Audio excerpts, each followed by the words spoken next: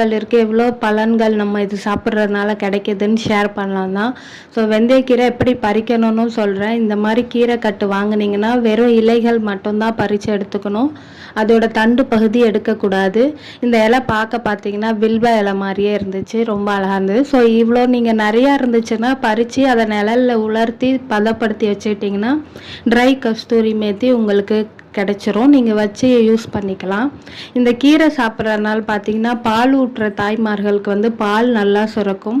பீரியட்ஸில் வரக்கூடிய வயிற்று வலியோ இல்லை பிரசவ டைமில் வர வயிறு வலியோ பேக் பெயின் எல்லாமே க்யூர் பண்ணும்.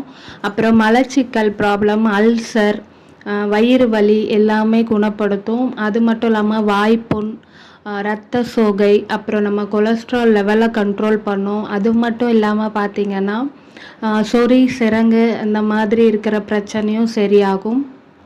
இந்த கீரை பார்த்திங்கன்னா நம்ம கீரையோட எதை சேர்த்து சமைக்கிறோமோ அதோட பயன் நமக்கு கிடைக்கும். இந்த கீரை பார்த்திங்கன்னா மோஸ்ட்லி நார்த்து சைடு தான் நிறையா யூஸ் பண்ணுறாங்க. நம்ம சவுத்தில் யூஸ் பண்ணுறதுன்னு பார்த்திங்கன்னா கம்மி தான். ஸோ இந்த கீரையில் பார்த்திங்கன்னா நம்ம கண் பார்வை கூட குறைபாடு இருந்தால் அது கிளியர் ஆகும். ஸோ இவ்வளோ சத்துள்ள கீரையை நம்ம பயன்படுத்தினா நல்லது.